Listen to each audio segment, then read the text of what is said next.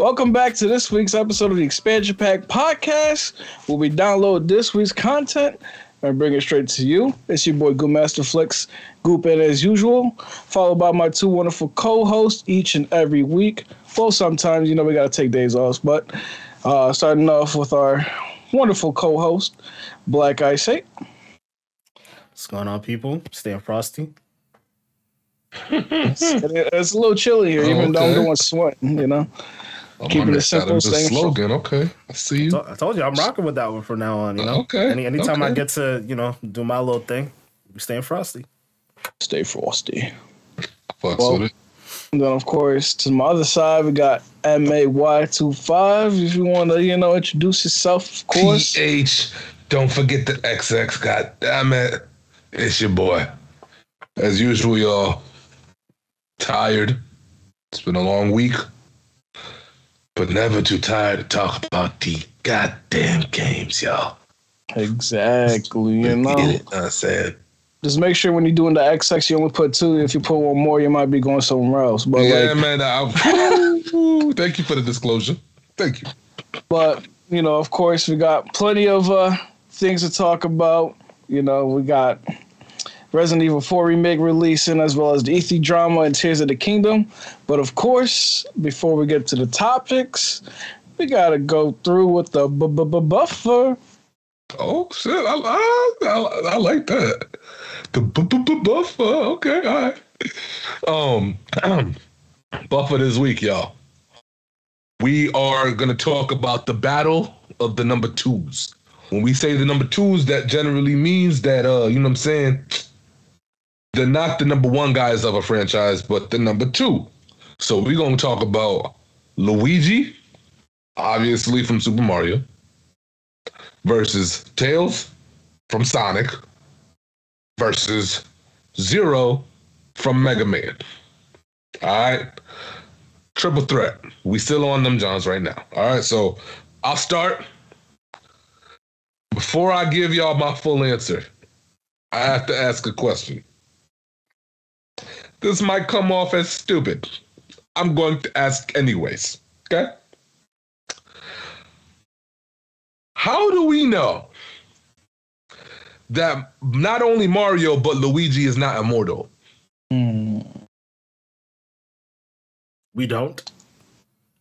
You know what I'm saying? We don't. Are you sure Mario's immortal? I mean, just one hit from one of those mushrooms. He comes back, man. Comes back. Yeah.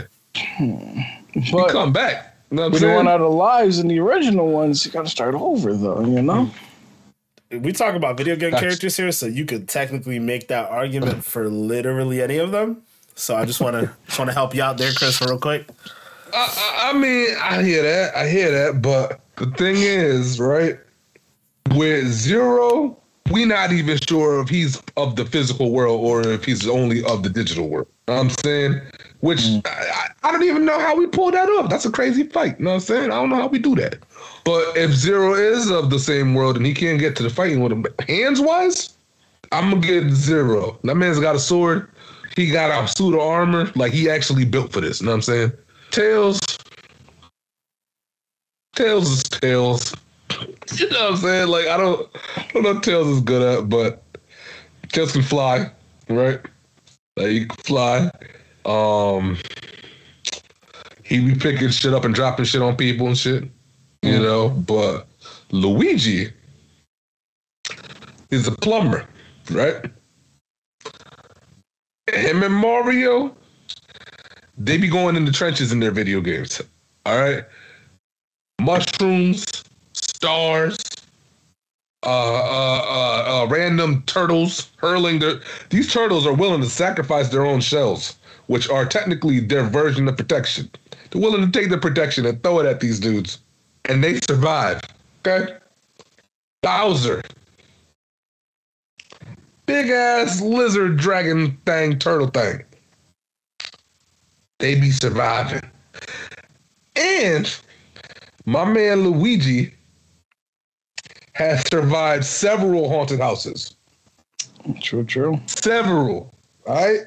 Zero ain't never did that shit. Tails definitely ain't never did that shit. You know what I'm saying? I just feel like Luigi got more stripes. than the other two. You know what I'm saying? And when it comes down to it, I got to go with my guy in the green. You know what I'm saying? You know, you mentioned all those, but you forgot the ultimate. Luigi's been through Smash. All right, he's been through fighting everybody, all the sword fighters from Fire Emblem. You got even Richter and them from freaking Castlevania. He's going toe to toe. And you know when you hit him with that up B smash move, and you hit him with the uppercut, and it. Dang! My bad, I didn't mean to go hand with the sound effects, you know? Nintendo, if you need me, knock on the door. But, I gotta agree, yo. You don't see Tails or Zero and Super Smash. They have Sonic and they have Mega Man there, but they don't have them. Like, you know what I'm saying? All I gotta say is Luigi, he comes packing. Like you said, going through the haunted houses. He done fought King Boo. What have they done? King Boo ain't no joke. What have they done? Zach. And then they had to... with a vacuum cleaner. With a vacuum cleaner, he won that fight. Sorry, my bad. Go ahead. My bad. I see Denzel's reaction. I want to hear what Denzel has to say now. If y'all are watching this, youtube.com/@xpackpod, watching this on Spotify, thank you, people. You might have noticed that while these guys are talking, I'm looking around. I'm trying to find the logic of what the fuck they're saying. What are y'all talking about? Luigi? That's who we rocking with right now?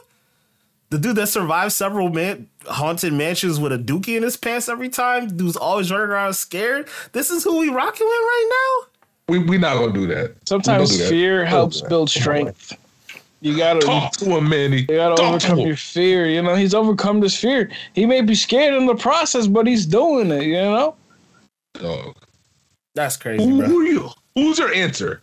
Zero's my answer naturally because he's that dude. Okay, he throwing hands, but we just going.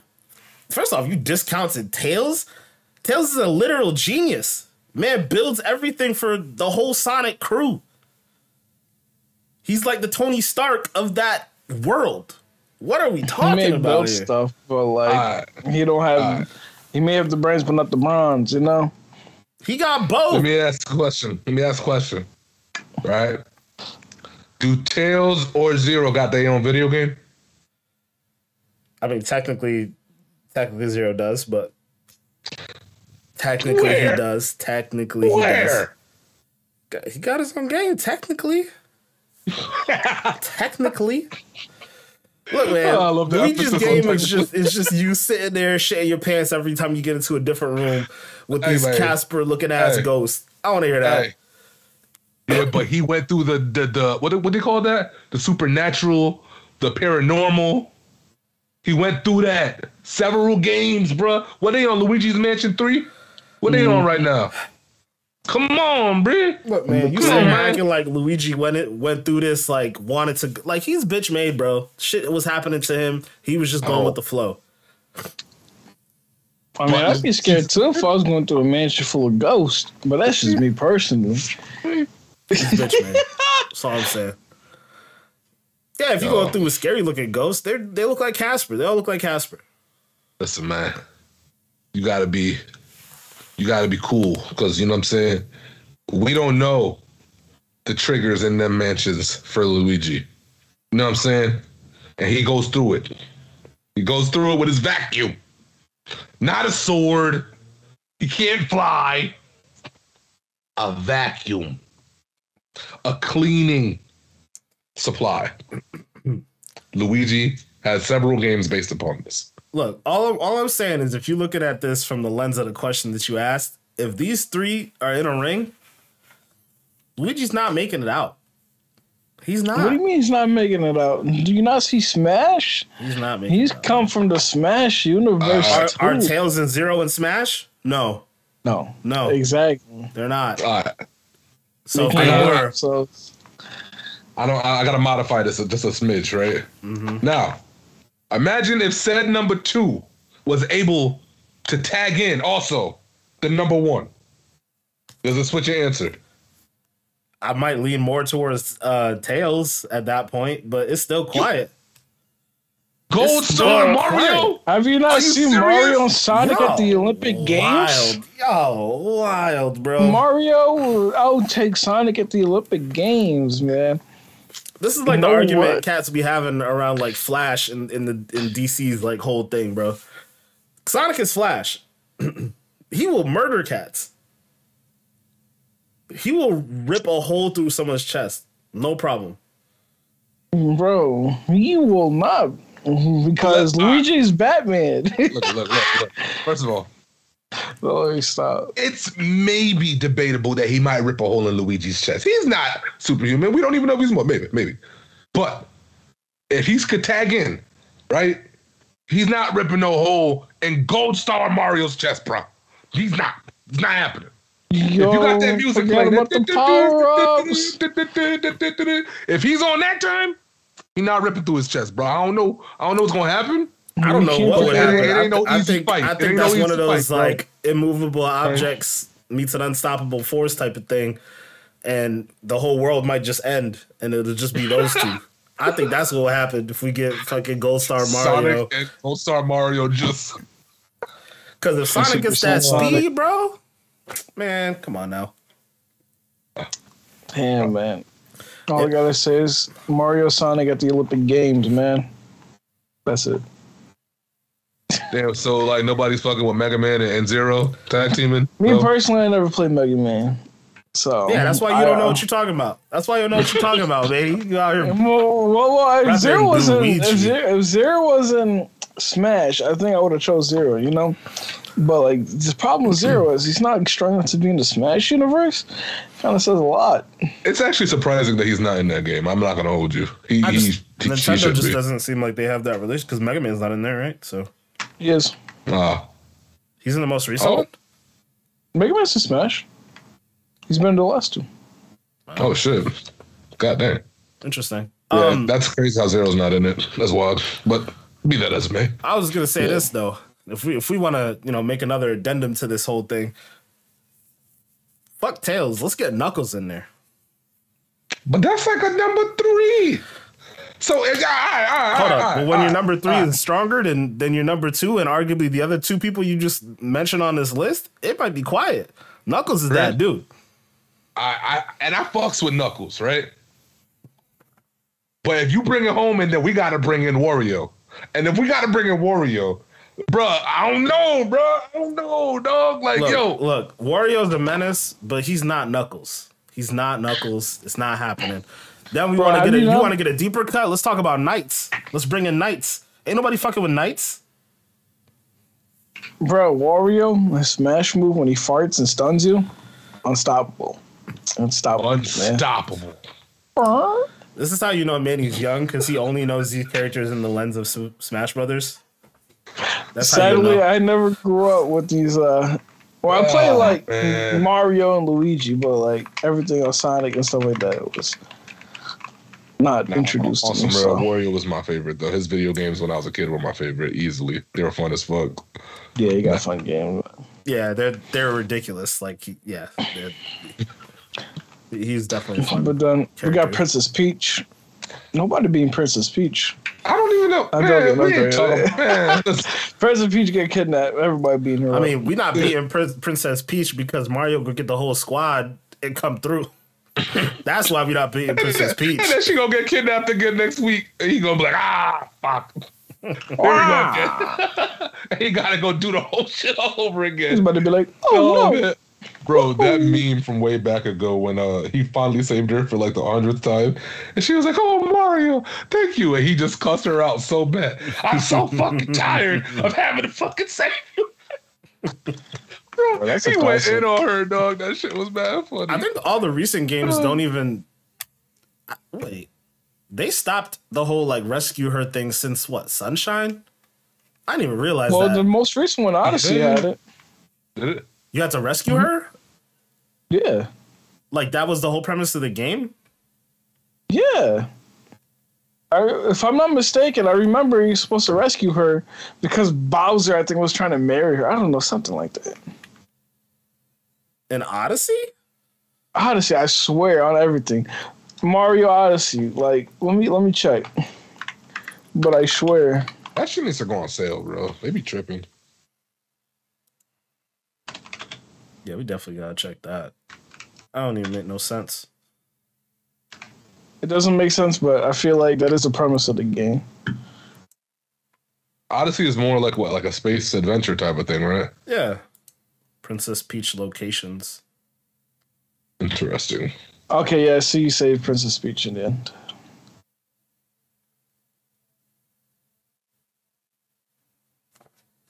It doesn't make no sense, bro. It doesn't make sense. But it's the premise of the game. Galaxy. I mean, like at a base level, they used to like. I don't remember saving Princess Peach in Sunshine. Like what? The whole point of Sunshine was to like get all the goop away. Goop. All I gotta say I'm is rocking with Luigi though. Mario down bad, yo. Out here trying to save Princess Peach all the time. Always, they're all down bad. Back in the older games. Shoot, even in these newer games. I mean, that's actually kind of a perfect pivot to our first topic, but I'm gonna save it for 1 second here.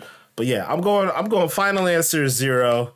If you have your addendum, I'm probably gonna go with Tails because Sonic could really rip through a lot of people. That's all I'm gonna say at that. Y'all wanna rock with Luigi, have fun. That's all I'm gonna say. If you had to pick somebody to save your life, y'all picking Luigi, I'm good, bro. Yeah, imagine he just turned around and he's standing there. Hiya. He gonna be standing behind you, literally. The threat gonna be coming through. He gonna be like, oh, no. Nah. That's big Luigi, bro. Pause. He out here. Luigi got that Shaggy energy from the cartoons. He kind of does. I ain't gonna hold you. He kind of does. Oh, Scoops. Yeah. Mario. Yo, they better not play him in this movie, yo. They better give my guy Luigi some love, man. Don't play him in this movie, y'all. Because I'm actually excited to see it. They better treat it accurately. Because if they do, then you're not going to like it. Just leave it at that. All right. Making a pivot over to our first topic, though. And speaking of people who are down bad, we got my boy Leon Kennedy back in the fold with Resident Evil 4 Remake. Manny and myself have been playing it for the past week. Fortunately, we beat it. Some of us beat it on harder difficulties than the others, but we're not going to get too much into that. It's all good. Manny's face. You took some shots, bro. No, I could be taking shots for myself. I said we're not going to get into it. You know, we don't know. We don't know. But if you know, you know. Anyways. You know, I just wanted to enjoy the game. And this is what I get. It's all good. It's all good. It's all good. So, it's one of my favorite games of all time. I mean, it really is up there. It's probably like top 3. I don't know if I could pinpoint exactly, but absolutely amazing game. This remake has lived up to all the hype that I was had for this thing, and it's not very rare that happens. Obviously, since in the time that we started this podcast, there's been a lot of disappointments. A lot. I don't even think I can name them all on one hand. Or both hands. Saints Row, Cyberpunk, so on and so forth. We all had our disappointments here. Anthem. Anthem was pre-podcast. But was it? So, yeah. I'm thinking of Biomutant would be your big one. Don't get me started. Keep going. Yeah. So, you know, it's rare that a game comes out with that much hype and satisfies this fan base, and I, for one, am certainly very satisfied. But y'all already heard me talk a lot about Resident Evil in the past, and 4 in particular. Manny, it was his first time ever playing this game. Oh. So, Manny, talk to us, man. How do you feel about Resident Evil 4 Remake? Were you excited? Were you go ahead. Talk to us. You know, it's weird because, like, I bought the game and, like, you know, you're out here, like, hella hyped and everything like that. I'm just like, I'm scared. I don't want to play this game. I'm going to get smacked. I'm probably never going to beat it. And then, like, one night I was like, you know what? I'm just started.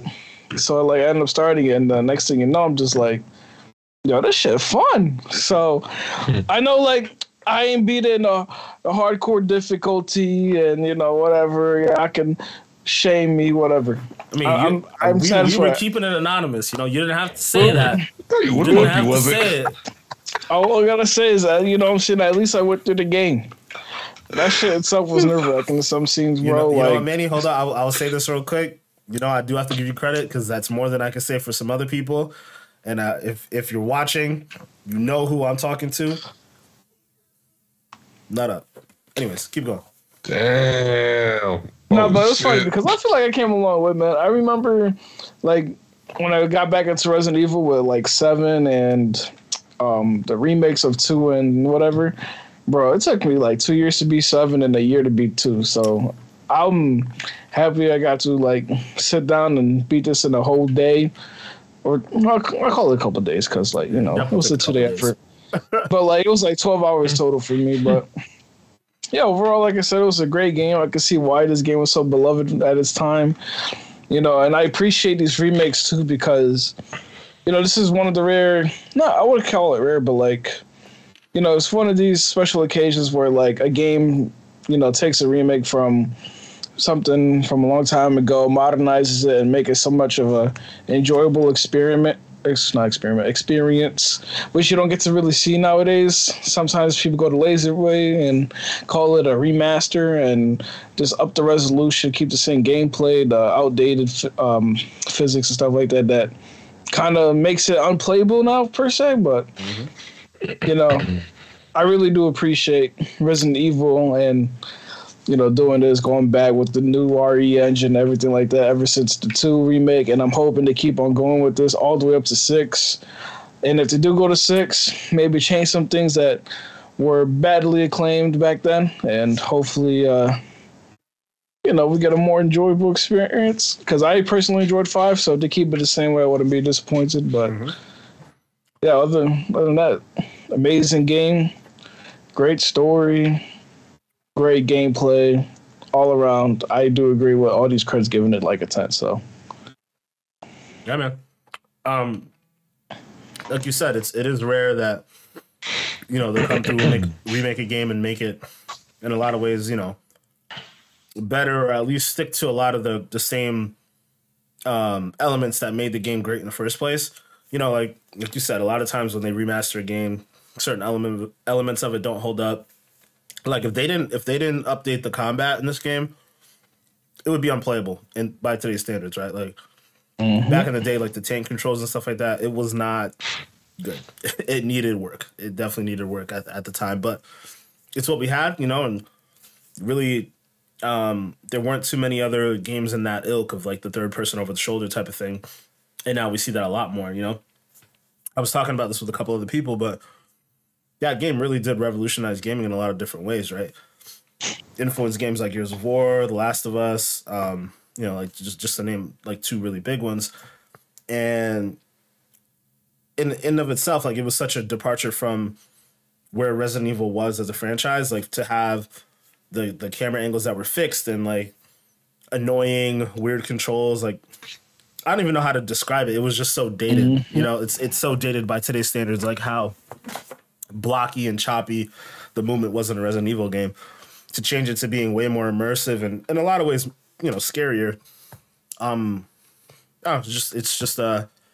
It was a testament to what Capcom did at the time, and it's just cool to see them continuing to push this genre itself forward in different ways. Like a lot of people said, even after 5 and 6, a lot of people said 4 was still like the peak of Resident Evil, and then 7 dropped. In my opinion, it did a lot of what 4 did for the franchise at the time, right? They switched to first person. They did like a completely different theme of it, where it was like they're not actually zombies. I mean, spoiler alert, they technically were, you know, when you get down to it, but they're infected with the same virus that everyone is fucking infected with in Resident Evil. Some version of the T virus is basically what it always boils down to. it's always had to do with Umbrella, man. No matter what. No matter what, man. Let's talk about this. It could be the most normal shit. Umbrella, somewhere in there. And obviously it's relevant in this game too. Like you know, like everything's happening, and you get down to the belly of it all, and it's like, oh, Umbrella. Okay, got it. Even if they're not directly responsible, they're like adjacent responsible. So it's like, all right, Umbrella, whatever. It's crazy how they managed to make all that stuff work together. Actually, Chris, I know you haven't played all the games and whatnot. Actually, Manny, you probably benefit from this too. But I just stumbled upon a video that IGN did. They gave like a whole chronological breakdown of like the entire series, and it's so fucking convoluted, but also like makes for a great story. Like if they actually put everything together as a movie, it would be so good. It would be amazing, but I don't know if they'll ever get to that point to actually be able to make a movie the way they need to again, because the last few attempts have been abysmal. I actually really wouldn't mind if they just rebooted the franchise like altogether. I think one of the main reasons why that first franchise failed is because it was almost like how it was with Transformers, where like it worked for the first movie, second movie kind of, and then you kind of kept with the same cast formula, and just shit just got crazier and more ridiculous as movies got made. Yeah, and movies it would be, yeah, it's just it would be really nice to see them try this again. Not like how they did it with that other movie we went to go see, but like a real, true, high budget Hollywood film. But the crazy thing is that movie would have been a good, like, in my opinion, a perfect catalyst to that, and it just didn't land because they didn't, you know, what all the different reasons why, right? I don't think the budget was there. I don't think the writing was there. Whatever, right? Like, but if you can imagine if Resident Evil had their own like Neil Druckmann. And for those of you who don't know, Neil Druckmann is one of the writers, and I think lead producer on The Last of Us. And he made the games and by virtue went ahead and helped make the TV show. But imagine if Resident Evil had their like guy for that. Holy shit. Like it could be a different ballgame entirely, you know? But it's such a shame too, because that movie was like, you know, we wanted to love the movie, but the problem is they just like, they 1 and 2 together, said fuck 3 and just like went on with it, you know what I'm saying? Like, and then the Netflix show got canceled, and it's like, you know, it's just, can never catch a break. Yeah. Well, I'm not really too upset about them not doing 3 in that movie, because I feel like they could have done a different movie down the road. I just think it was just poorly executed across the board. And I don't know, like as a fan, I enjoyed watching the movie, but I can't sit here and tell you it's a good movie. Like it needs to have more mass appeal, right? Like The Last of Us works because it has mass appeal. Like people who don't care about the games or any of that type of stuff, have never seen the games before, never even heard of it, they sit down, they'll watch it, and they'll be captivated by it, right? That's what makes like these kind of cross or transmedia events happen, like work well, right? Like if it can transcend between different medium, you don't need to be able to have known about the video game to go watch the movie or the TV show, or vice versa. Like that's when it's good, and Resident Evil just hasn't been able to crack that yet, and they should be able to, because they have a great story. But even if you just adapted 4 alone, but obviously you need the all the other stuff that happens beforehand before you can get to 4. So like somebody has to find a way to do that properly. And the original movies, they veered way too far off the reservation. Like I know you haven't played too much of the Resident Evil games, but if you've seen the movies and then you play the game, like they have virtually nothing to do with each other. Like, yeah, I've heard that. Yeah, like Alice is not as important to the Resident Evil universe in the video games as she is in the movie. Like I kind of understand why they did it that way, because they weren't looking for a direct adaptation, so they just found a character that they could just lean into entirely. But like really the core characters are like Leon, Claire, Chris, you know, like Jill. Did I ever say Jill? No. Yeah, like and of course, you know, Wesker, which they had in the movies. I say Shiva. You give us Shiva. I mean, I love 5, but we got to be real here. I know. She was not a part of the core cast. She was in one game and one game only. And I don't even. Well, that's how bad 6 was. I don't even remember anything that happened in 6. I remember the beginning, like fighting in like the White House or something like that. But outside of that, I don't remember much else about that game. I beat it. I couldn't tell you what the fuck happened. It was bad. It's horrible. So getting through all of that stuff to say Cannot wait to see them remake 5. Cannot wait to see them remake 6. 6 will definitely get fixed. 5, I absolutely loved, but there was a good section of people who didn't like. They felt like it wasn't a good successor to 4, which was like damn near a masterpiece, right? And it's hard to follow up a game like that, you know, to be truthful. But the argument a lot of people make is you take away the horror element once you add co-op into the mix. I tend to disagree with that. You can still make it scary. I think if anything, it adds to the fun factor if you can make it scary and actually be relying on another person to help you in situations, which I think 5 did a decent job at. But I'm really excited to see what they do next. If we know how their cadence normally goes, we'll get Resident Evil 9 and then we'll get Resident Evil 5 remake. And I hope that they stick with that cadence because it's been working really well for them. And I don't think Capcom has that much else going on. Could be wrong on that. I mean, it's really just Monster Hunter and this. And I mean, this one in particular, what did they say? 4 made like, what, $3 million in 2 days? I mean, that's great. 3 million copies in 2 days, I think. Oh, well, then, yeah. I mean, that's well over $3 million. Yeah, I was going to say. Yeah, you're right. I mean, yeah, it's well over $3 million at that point. Yeah. $70, well, $60 game, $70 if you get into deluxe. Yeah, I mean, that's a good start, man. Let's see where things go. Capcom has this and Monster Hunter, and I could be wrong. I'm not sure what else they got going on really, but Street Fighter. Oh yeah, you're right. That's a pretty big one, huh? Even though my excitement for it has waned slowly, but that is a big one. That was a big one.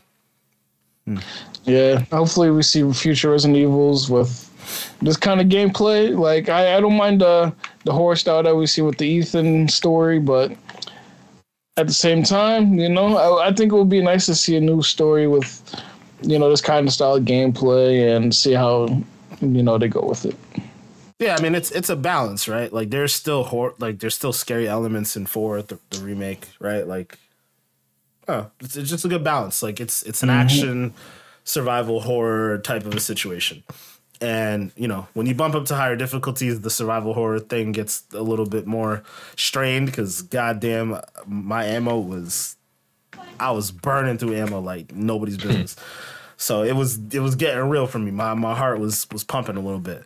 But yeah, I'm excited. Y'all know I love me some Resident Evil. Also, I want them to dive into some of the smaller shit too, right?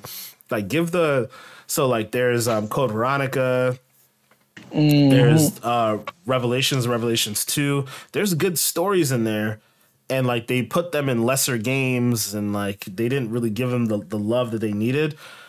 Maybe make those DLC for some of these other games or something. Find a way to package that stuff together in the same remake style, or I think maybe after you get through with 6, then you can go back and start touching up on some of those other things or roll them into each of those games. I don't know, find some way around it because it's good stories. They're good content, I would say, and people will definitely eat it up, especially if you've been knocking them out of the park, one after one after one. So I kind of wish it did 1 and 0 the same way too, but yeah. But at the same time, it's they did recently do that, when last gen consoles first came out. Yeah. They kind of just released 1 and 0, but they kept it in the same style, right? They didn't really. Yeah, they kept it in the same style. It was kind of more like a remaster, not a remake. Right, exactly. So I wonder if that's something that's on the horizon. I mean, I still want them to get through with 6, but yeah, I wouldn't be surprised if they went backwards. I think we'll probably get 5 and 6. And probably the side ones. I think they're going to keep 1 and 0 the same, unless another 10 years from now. Who knows, right? Yeah. All right. Well, that's enough for some Resident Evil. We'll pivot over to some other stuff. This next one was slightly more depressing. I know we've talked about it quite a bit, and our predictions were pretty much coming more and more true every day. And that's about E3. E3 this year, 2023 in particular, we just got some more news that Sega and Tencent have confirmed that they're not attending E3. And also, we got news that Ubisoft, who literally just a month ago just said that they were going to E3, now saying that they're not doing E3. They're just going to do their Ubisoft Forward event, which is going to be held on June 12th. So it's been leading a lot of people to have some conversations around why a company like Ubisoft, high profile company who said they were going to be there, now all of a sudden saying that they're not, is it that the show's going to get canceled, even though the ESA is still pretty much saying like, hey, we're doing this thing. Like they have their website up live, although you still can't buy a ticket yet, which is weird considering the show is 3 months away, 2 months away, really. Yeah. I don't know. It gets really real sticky there. Now IGN had an article that came out, I think the same day that the Tencent and Sega stuff got announced, kind of doing some digging, and a lot of people who were tied to the show in particular, like I can't remember the name of the company. Manny, I don't know if you know the name of the company that's like helping them to put it on. Something Pop. How do I feel? Something Pop. Reed Pop. So they are like helping to organize the events, and they're a company that has done PAX and a couple of other conventions in the past.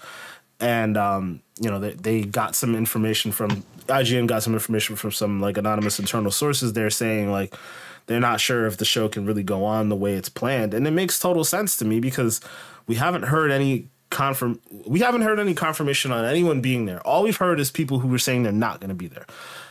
Right? Nintendo, Sony, Microsoft said they're not going to be there. They'll have a presence in that area, right? Because we know that they have, access to the Microsoft Theater, which is like right next to the convention center. So they'll be doing that instead of actually being at E3. Ubisoft has now said they're going to be doing their own thing. EA hasn't been there in years. So like all the major publishers at this point in time, now Sega, now Tencent, all saying they're not going to be there. What can you possibly do at this point, right? You could turn E3 into a PAX, but I don't know. Like there's literally no information. So like, I'm just curious what you guys think the ESA is even doing, or like what they're holding off for. Like, do you think they're going to officially say it's canceled? Like, I'm assuming they have to do something to save face, right? So, Chris, I'm gonna start with you on your take on this. What do you think? Yeah, this is like the Titanic, man. It's going down slowly. It's just. I actually think this is the part where you got the band on the deck. They got the violins and all that shit out, and they're going down, because I don't know, man. I can't see how this gets reversed. The more and more I think about it, it seems like it's one of those things where it's like. How do I put it? It's almost, this is, all right, it's a dumb analogy, but just try to follow me. This is literally almost like where we used to have taxis, and now taxis are damn near obsolete because Uber's a thing, and it will never go backwards ever again. It's just not going to.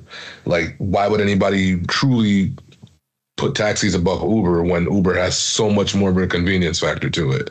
It's never going to happen. You know what I'm saying? So it's just like, I think when the first development team decided that we were going to do this, and they were able to say, oh shit, this actually might work out better, it's literally like cut the middleman, man. Like, why do we need them type of shit? And sucks, but if they really want to like resuscitate that event, I really think it has to become more of a digital thing, but one that's interactive. Yeah, because right now it's not interactive. It's just, okay, we're going to put some stuff on in a showcase for you, and you're gonna sit there and watch it, and either you like what you see or you don't. But if they can figure out a way to make it way more interactive, maybe even kind of like we were talking last week with some of the whole the meta stuff, or like what they're doing with the other one we were talking about aside from meta last week, kind of like Fortnite or whatever. You can figure out a way to do stuff like that with it. I think you can save it, but it has to shift. At this point, they have to accept reality. It's times have changed in the last 2 years, and that's a fast shift. But it changed. I mean, and it's over. You know what I'm saying? Like, this is what it is. It's crazy because even before the COVID stuff, like we've said with everything, and not necessarily just gaming, but like I've said it, here and there, like COVID's accelerated a lot of changes that were already happening in our world. not gaming related, but like just a bunch of other random things, like the whole like work from home situation, yada yada yada. Like a lot of jobs are already starting to do that type of stuff, right? Hybrid work, yada yada yada. COVID accelerated that, right? And it seems like COVID's accelerating it in this regard with E3 and the ESA.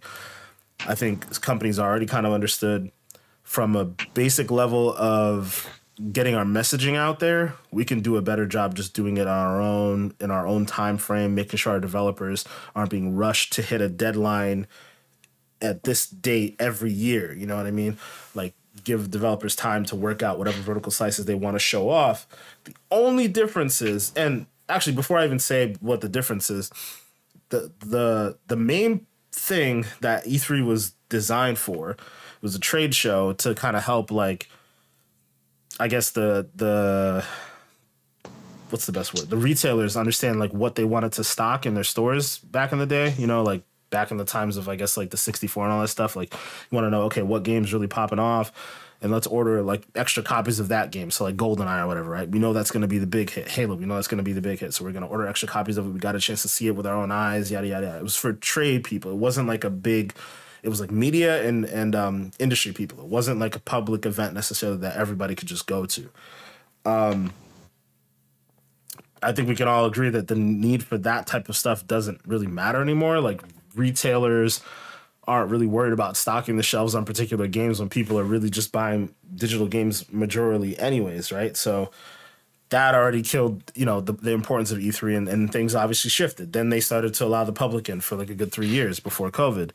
And, you know, I went to 2 of those times, and like there were a lot of complaints in the moment, right? People who had the privilege of going before the public was able to go in, had their own set of complaints. Some of it kind of stupid in my opinion, but most of it was pretty valid.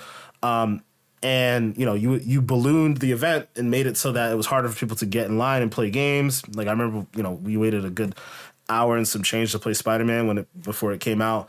I don't know, it changed the vibe around the show. And I think the idea of making it more of a convention made a lot of sense. But then, you know, when you make it more of a convention, it cheapens it to the people who are like presenting there, right? Like Ubisofts and the Microsofts and so on and so forth for the world. They don't necessarily want to be involved in the way that they were in the past. So it shifts the dynamic, and it had been shifting for so long is really what I'm getting at the end of the day. And I'm sure the cost is another factor, right? You know, there's probably a premium to be on that show floor, especially in specific areas, right? Like, I know Microsoft and Sony had like booths that were pretty much like across from each other, and like there was all this spectacle when I went, right, to like make everybody look, you know, make their thing look better than the other guy's thing, and yada yada yada. I gotta imagine that's a lot of money. It's got to be millions and millions of dollars just to put on something like that. What's the point? Yeah.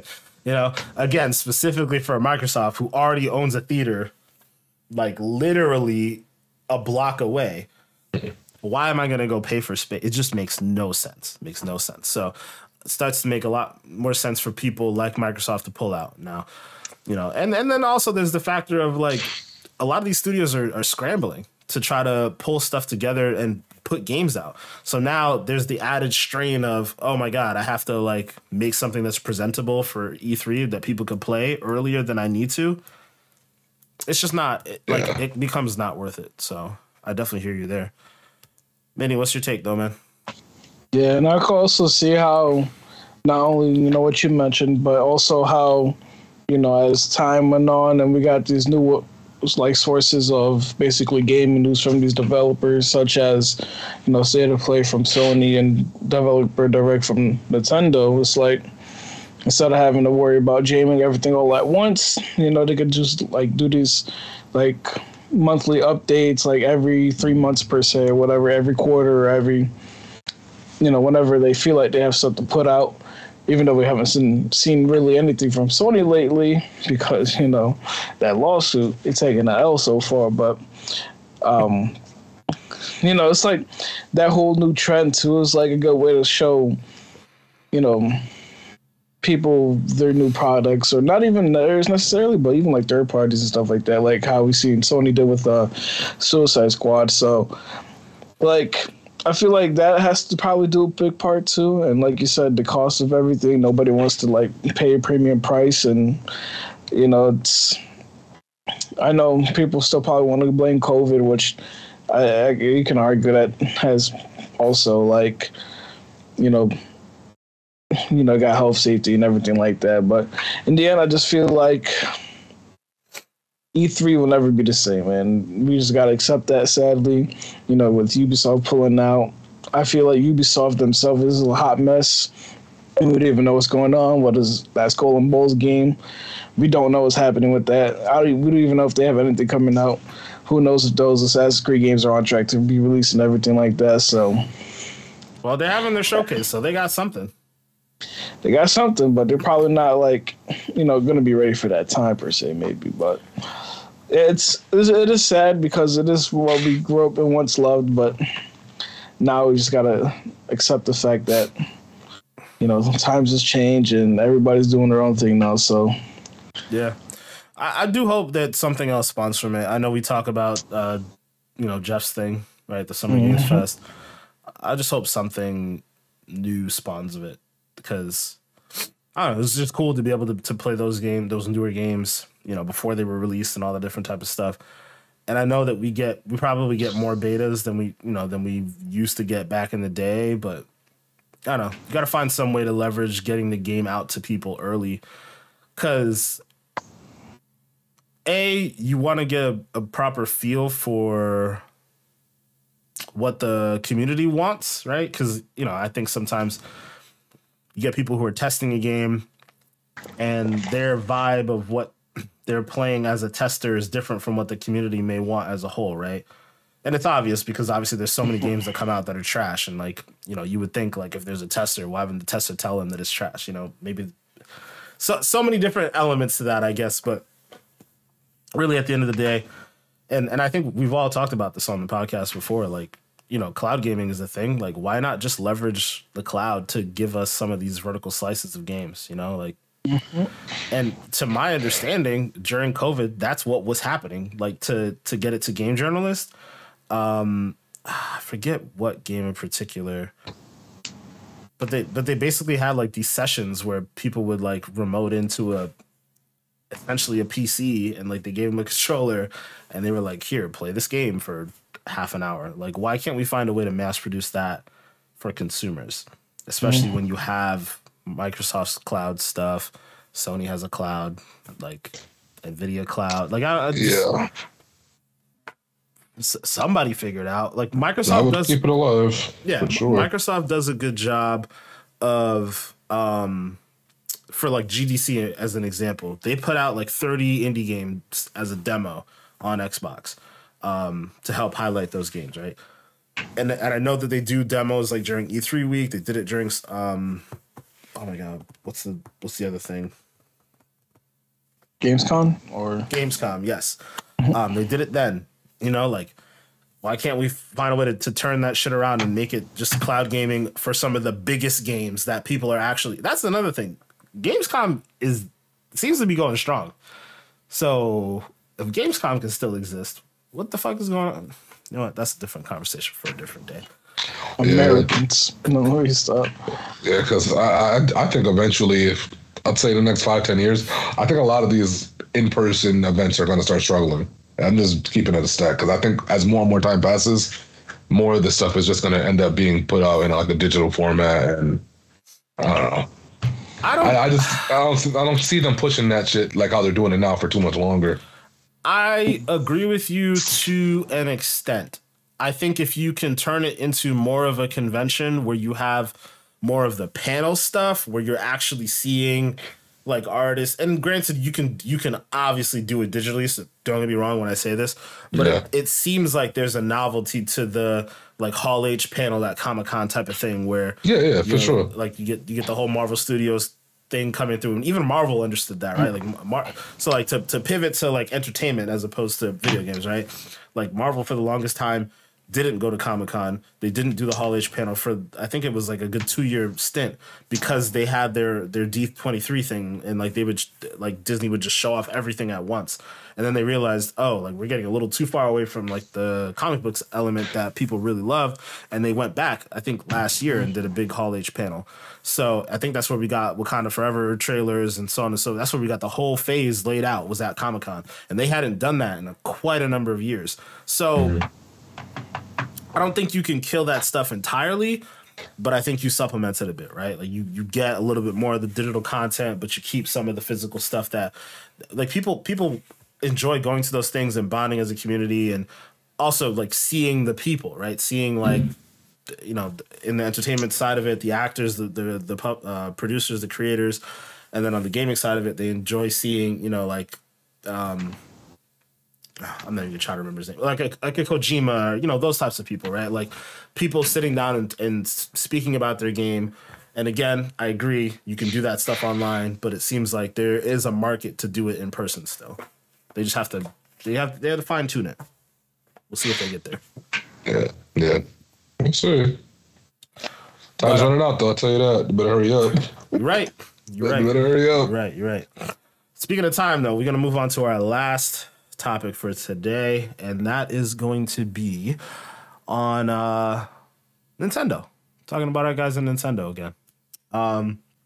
So just yesterday they released, I think it was like a 13-minute gameplay trailer, or just 13 minutes of gameplay from the new Zelda game, Tears of the Kingdom. I have to say, very, very impressed with this footage. I was interested in Tears of the Kingdom. Excited wouldn't be the right word. I thought it looked good before. I was interested. This gameplay has me actually excited. It looks very cool, and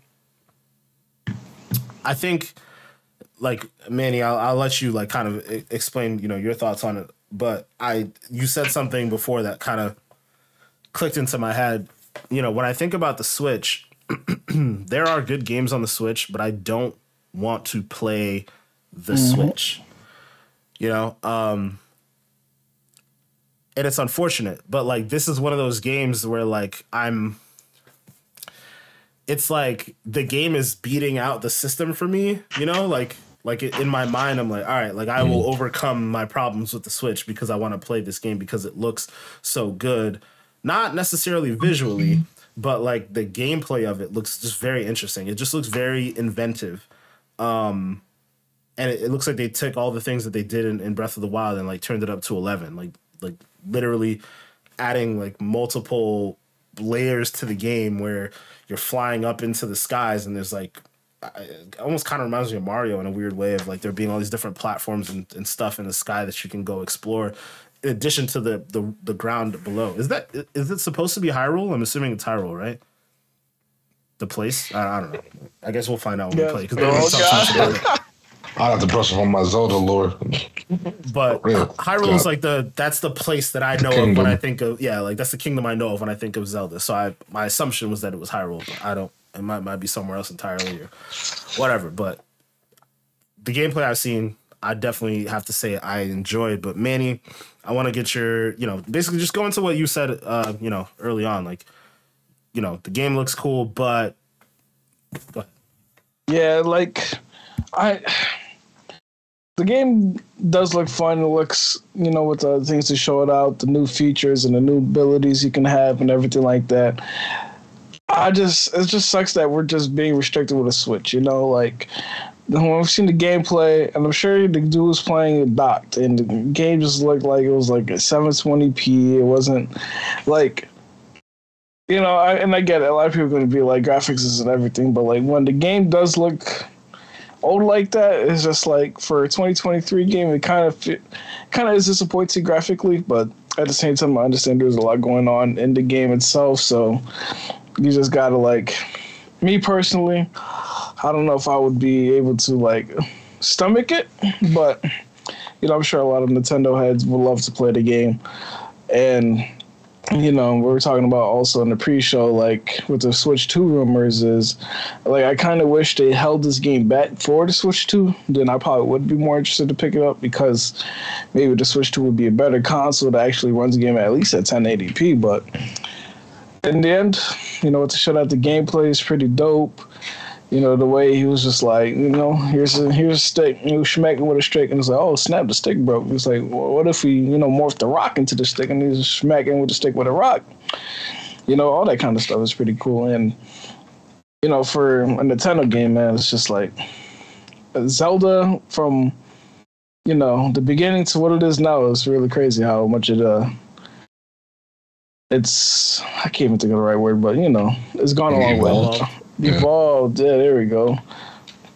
So it has though. I think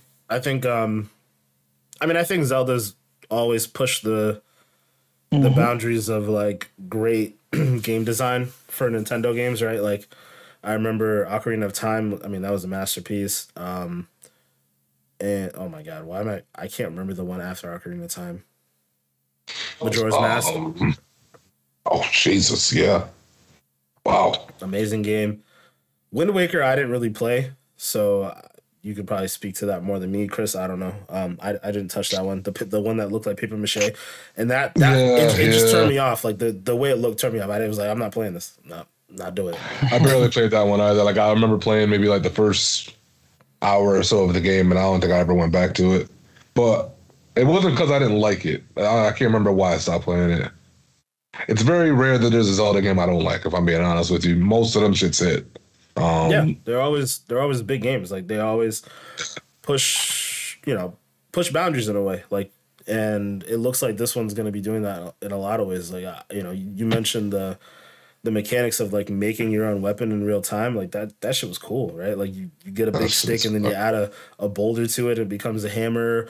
And there was another one where it was like you have a stick and then you found like a pitchfork and you add the pitchfork to the stick and make it like super long and it can attack enemies from far.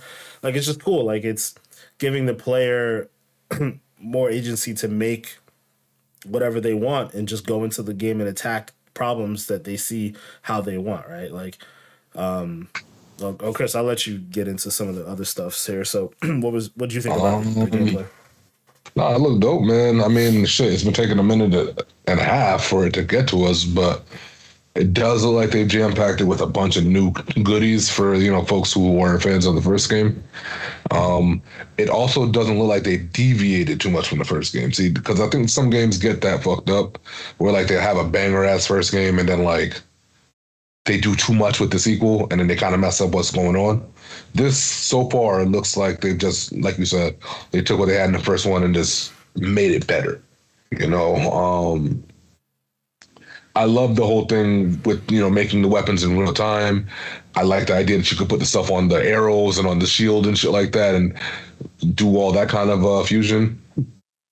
Because it gives you all these different opportunities to come up with your own playstyle in the game.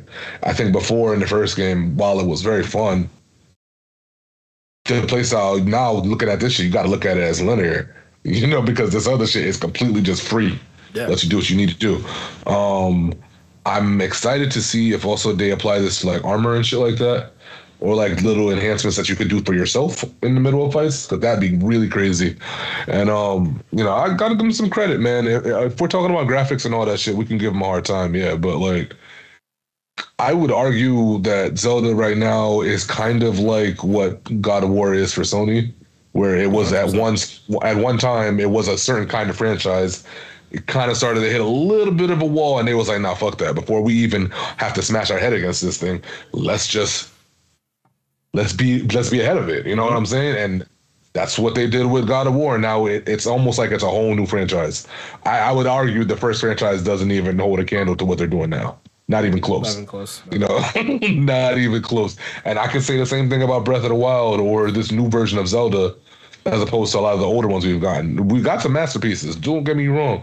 But this is the standard now for how these games are made. In my opinion, this is how they always should be made, just like this. Mm-hmm. But it's not only that, but they're coming up with shit to stay ahead of times and also give other developers something that they want to copy. How many games have you seen kind of copy that whole gliding thing and also the little stamina wheel thing that they have after Breath of the Wild came out? Because I could think of a couple. Even Horizon, to some degree, with the way how they do their thing with the little glider thing or whatever, it's very similar to how it is in Breath of the Wild. Shit, look at Genshin just copied the whole damn game.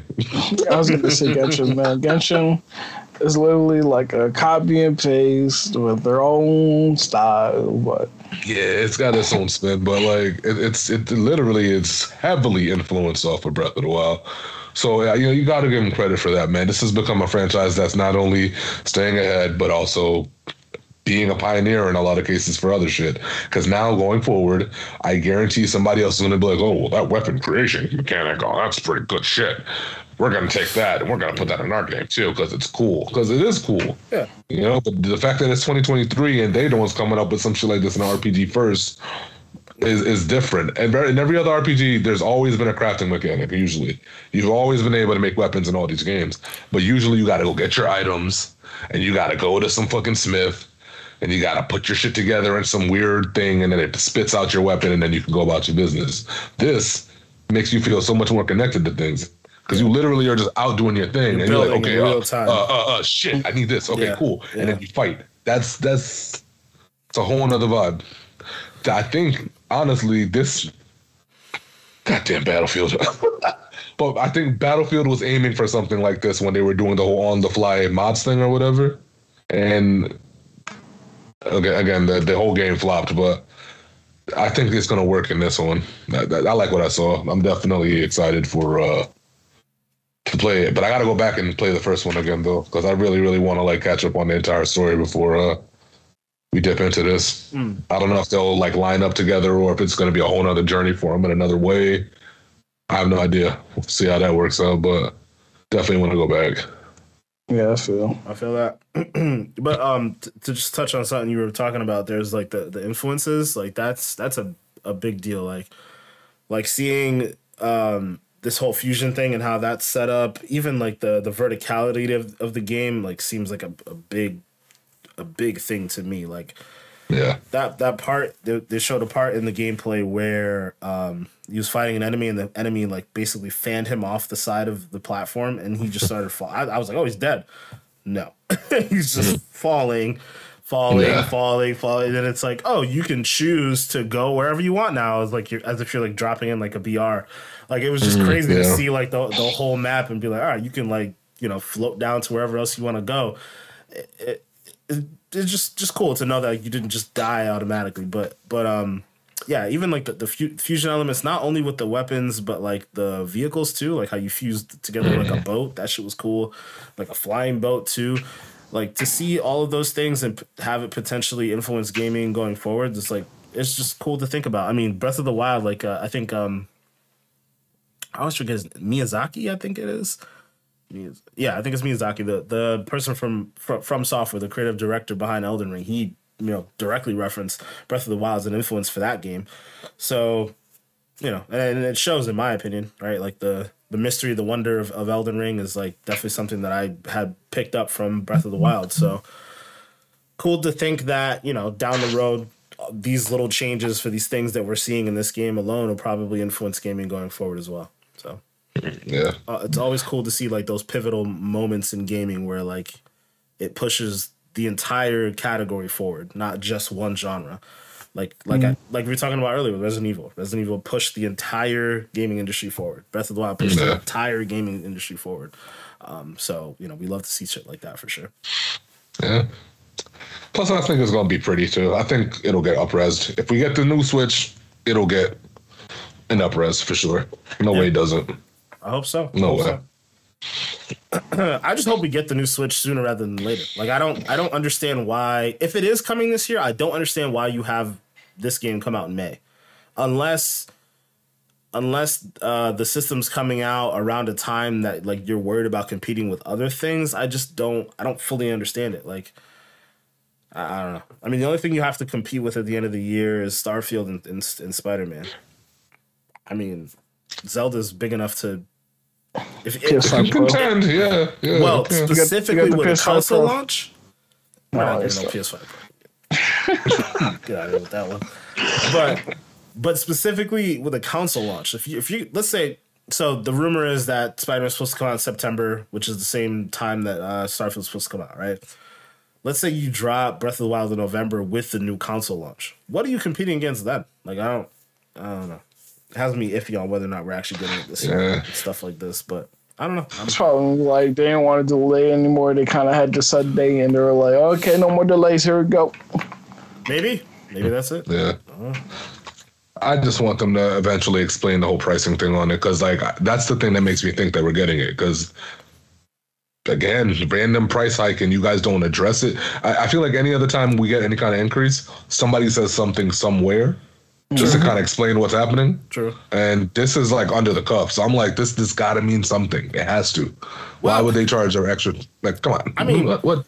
They could just be doing it to fall in line with the rest of the industry, right? And I understand, like, granted, newer consoles have next-gen graphics, so on and so forth, but, you know, I'm sure it costs a lot of money to make Breath of the Wild. I'm sure they're putting a lot of resources in, and gaming costs a lot, like, games cost a lot of money to make, regardless of what platform you're making it for, yada, yada, yada. So it may not mean anything. It may. I don't know. I'm very curious to see where it goes, because... Yeah, I don't know. Yeah, and if they charge that $70 and we don't get it backwards compatible or an upgrade in next gen, you know, Switch 2. Regardless of what happens with a new Switch, even if we get it this year or next year or the year after, they have to get the backwards compatibility thing going. Like that's like a, in my eyes, it's like a non-starter. You can't come to me and say, oh, all these things that I did for the last 7 years, I can't bring over. When you're looking at what Microsoft's doing, we can't even be having that conversation. Especially considering most of those games are digital too. You can buy them all off the store. That we can't even be having that conversation. That's a big no-no for me. Yeah, I would agree. But would you be surprised if they didn't do it? Honestly, I actually would be. I would be surprised. Because I'm not even on the like skeptical Nintendo shit right now. Like on a just pure business sense standpoint, it would be so stupid to not like let that stuff transfer over. You would be. I really think they would feel it. Like, you know, people will convert regardless and yada yada yada. But I think you'd really feel it if you didn't actually allow people to bring over all their shit in this day and age. Like maybe 5 years ago, maybe even 3 years ago. Right now, you gotta that shit's gotta transfer over, bro. When I get my new phone, all my shit transfers over. When I get my new Xbox, all this shit transfers over. When I get my new PC, all this shit transfers over. We don't live in that world anymore. You can't sit there and tell me we're cutting it off. And nah, man, I don't want to hear that shit. That's not gonna work. I hear that. Word up, G. Talk to him. Let him know. Shit. Nintendo, if you're listening, don't fuck this up, bro. We will find a way. But it's Nintendo, so they'll get a pass. Oh, they always get a pass. All these companies, the only company that doesn't get a pass is Microsoft. Yeah. Exactly. Yeah. But that's a different story for a different time. We're probably gonna cut it off here. You know, we're gonna end up getting off on a whole another tangent. But this has been a good conversation. You know, happy to talk about Resident Evil. Happy to talk about this new Zelda game. Very sad to talk about E3, but that's okay. We do it anyways, guys. Well, that's what it is. Yeah, it is what it is. It is what it is. But yeah, like I said, we'll cut it off here. Thank you guys for watching and listening. Make sure to check us out on our social media platforms at XPackPod on Twitter and on Instagram, and then also make sure to search us up on TikTok, Xpansion Pack Podcast. Thank you guys. We'll check you guys out next week. Peace. Hiya.